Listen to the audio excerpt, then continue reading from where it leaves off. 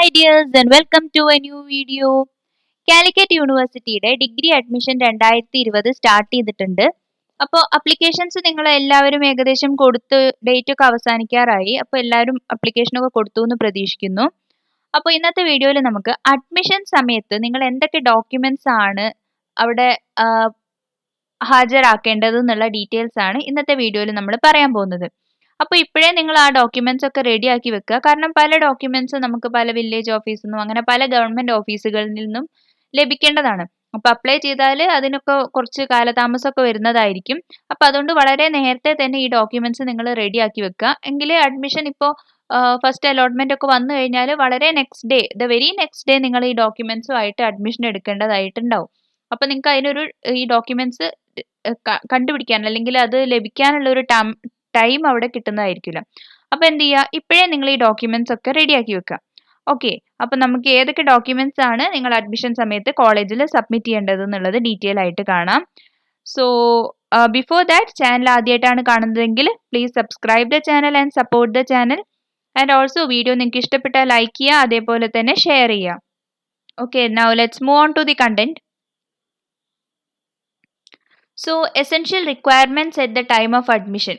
അപ്പോൾ അഫിലിയേറ്റഡ് കോളേജുകളിലേക്കുള്ള യൂണിവേഴ്സിറ്റി ഡിപ്പാർട്ട്മെന്റ്സിലും അഫിലിയേറ്റഡ് കോളേജിലേക്കൊക്കെയുള്ള അഡ്മിഷൻ ഡീറ്റെയിൽസിൻ്റെ ആണ് പറയുന്നത്. അതായത് ആ കോളേജുകളിൽ നിങ്ങൾ എന്തൊക്കെ ഡോക്യുമെന്റ്സ് ആണ് സബ്മിറ്റ് ചെയ്യേണ്ടതെന്ന്.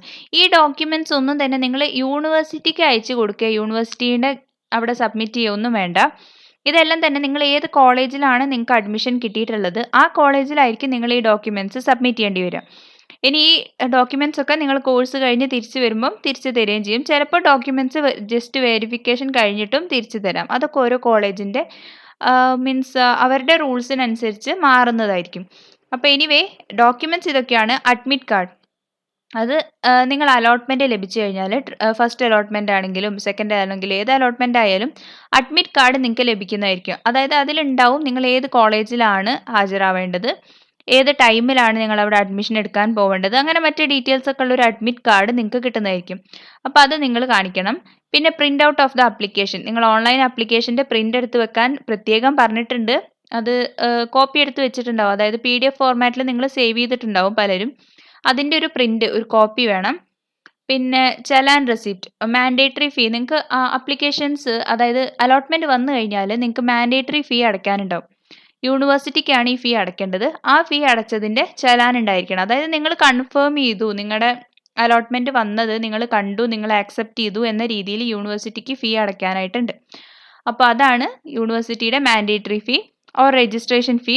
അതിൻ്റെ ചലാനും റെസിപ്റ്റും ഒക്കെ നിങ്ങൾ അഡ്മിഷൻ സമയത്ത് ആ കോളേജിൽ സബ്മിറ്റ് ചെയ്യേണ്ടതായിട്ടുണ്ട്. പിന്നെ ഏജ് പ്രൂഫ്, അതിന് നിങ്ങൾക്ക് ബർത്ത് സർട്ടിഫിക്കറ്റോ അല്ലെങ്കിൽ SSLC സർട്ടിഫിക്കറ്റിലൊക്കെ ഡേറ്റ് ഓഫ് ബർത്ത് കാണിക്കുന്നുണ്ടെങ്കിൽ അത് ഏജ് പ്രൂഫാണ്. പിന്നെ ക്വാളിഫയിങ് സർട്ടിഫിക്കറ്റ്, അതായത് നിങ്ങളുടെ +2 സർട്ടിഫിക്കറ്റ്, അതേപോലെ തന്നെ അതിൻ്റെ മാർക്ക് ലിസ്റ്റ് വരുന്നുണ്ട്. പിന്നെ വരുന്നത് TC, നിങ്ങൾ ലാസ്റ്റ് പഠിച്ചിട്ടുള്ള സ്കൂളിൽ നിന്ന് TC വാങ്ങിയിട്ട് അതും സബ്മിറ്റ് ചെയ്യണം. ആൻഡ് ദെൻ കണ്ടക്ട് സർട്ടിഫിക്കറ്റ്, നിങ്ങളുടെ ക്യാരക്ടർ സർട്ടിഫിക്കറ്റ്. ഓക്കെ, പിന്നെ SSLC അതിൻ്റെ ബുക്ക്ലെറ്റ് അല്ലെങ്കിൽ മാർക്ക് ലിസ്റ്റും സർട്ടിഫിക്കറ്റും കാര്യങ്ങളൊക്കെ. പിന്നെ ഇക്വലൻസി ഓർ റെക്കഗ്നിഷൻ സർട്ടിഫിക്കറ്റ്, അത് എല്ലാവർക്കും വേണമെന്നില്ല. നിങ്ങൾ മറ്റേതെങ്കിലും സ്റ്റേറ്റ് ബോർഡൊക്കെ പഠിച്ചവരാണെങ്കിൽ ഇക്വലൻസി റെക്കഗ്നിഷൻ സർട്ടിഫിക്കറ്റ് ഹാജരാക്കേണ്ടതുണ്ട്. അപ്പോൾ അതിന് എല്ലാവരും വേണ്ട. CBSE ICSE ഒക്കെ ആണെങ്കിൽ ഈ സർട്ടിഫിക്കറ്റ് വേണ്ട. ഇറ്റ് ഈസ് ഓൾറെഡി ഇക്വലൻ്റ് എന്നുള്ള എല്ലാവർക്കും ആക്സെപ്റ്റഡ് ആണ്. ഓക്കെ, പിന്നെ വരുന്നത് non creamy layer certificate, nativity certificate, community certificate, EWS certificate, ഇങ്ങനെയുള്ള സർട്ടിഫിക്കറ്റ്സ് നിങ്ങൾക്ക് ഏതെങ്കിലും റിസർവേഷൻ, ഇതിൽ ഏതെങ്കിലും റിസർവേഷൻ ഉണ്ടെങ്കിൽ ഈ സർട്ടിഫിക്കറ്റ്സ് ഒക്കെ നിങ്ങൾ സബ്മിറ്റ് ചെയ്യേണ്ടതാണ്. പിന്നെ ബോണസ് മാർക്സോ വെയിറ്റേജസോ ഉണ്ടെങ്കിൽ അതിൻ്റെ റിലവൻറ്റ് സർട്ടിഫിക്കറ്റ്സും നിങ്ങൾ കാണിക്കേണ്ടതായിട്ട് വരും. Bonus marks NSS, NCC, sports അങ്ങനെ എന്തെങ്കിലും ഉണ്ടെങ്കിൽ അതിൻ്റെ ഡോക്യുമെൻറ്റ്സും സബ്മിറ്റ് ചെയ്യണം. സോ ഇത്രയും കാര്യങ്ങളാണ് നിങ്ങൾ അഡ്മിഷൻ സമയത്ത് നിങ്ങളുടെ കോളേജിലേക്ക് സബ്മിറ്റ് ചെയ്യേണ്ട ഡോക്യുമെൻറ്റ്സ്. ഓക്കെ, അപ്പം ഇതിൽ നിങ്ങൾക്ക് ഇപ്പോൾ റെഡിയാക്കി വെക്കേണ്ടി വരിക ഈ ലാസ്റ്റ് പറഞ്ഞിട്ടുള്ള കുറച്ച് കാര്യങ്ങളാണ്. 11 and 12, പോയിന്റ് 11 and 12, ആ non creamy layer, nativity, community, EWS certificates ഒക്കെ, അതൊക്കെ പല സ്റ്റേറ്റ് അതോറിറ്റീസിൽ നിന്നും നിങ്ങൾ വാങ്ങിയിട്ട് സബ്മിറ്റ് ചെയ്യണം. അതേപോലെ ബോണസ് വെയിറ്റേജ് മാർക്സിനുള്ള NSS NCC സർട്ടിഫിക്കറ്റ്സ് ഒക്കെ സ്കൂളിൽ നിന്ന് കളക്ട് ചെയ്തിട്ട് റെഡിയാക്കി വെക്കുക. അതും അഡ്മിഷൻ സമയത്ത് നിങ്ങൾ കാണിക്കേണ്ടി വരും. ഈ ഒരു സർട്ടിഫിക്കറ്റും നിങ്ങൾ അപ്ലൈ ചെയ്യുമ്പം അപ്ലോഡ് ചെയ്തിട്ടില്ല അല്ലേ? അപ്പോൾ ആദ്യമായിട്ട് ഇത് ഈ അഡ്മിഷൻ സമയത്തായിരിക്കും നിങ്ങൾ കാണിക്കേണ്ടതായിട്ട് വരിക. So keep all these documents ready and keep ready for your and be ready for your admissions. So all the best for your admissions. Take care. Thank you.